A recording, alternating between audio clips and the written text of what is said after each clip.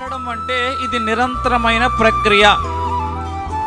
తలుపు తట్టడం అంటే ఈ నిరంతర ప్రక్రియలో భాగం ఏమిటంటే ప్రార్థన చేయడము. ఈ నిరంతర ప్రక్రియలో భాగం ఏమిటంటే పరిస్థితులు ఎన్ని అనుకూలంగా ఉన్నా ఆయన చిత్తానుసారంగా ముందుకే వెళ్ళడము. దేవుడు అంటున్న మాట, ఎర్ర సముద్రం నీకు ఎదురుగా వచ్చిందా, ముందుకే వెళ్ళు. ఎరుకో గోడలు అడ్డుగా ఉన్నాయా, ముందుకే వెళ్ళు.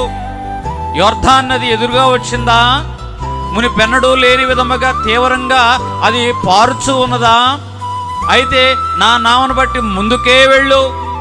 అంటే దేవుడు కొన్ని సందర్భాల్లో మనకు వ్యతిరేకంగా తలుపు మూసాడు అంటే అర్థం ఏమిటంటే మనము ముందుకు వెళ్ళాలి. అంటే మన ప్రయత్నాన్ని నిరంతరము ప్రార్థనాపూర్వకముగాను, మన ప్రయత్నం నిరంతరము నిరీక్షణాపూర్వకంగాను, ఓర్పు తన క్రియను కొనసాగించు విధముగాను మనము దేవుణ్ణి తడుతూనే ఉండాలి అని దేవుని యొక్క ఉద్దేశమైనది.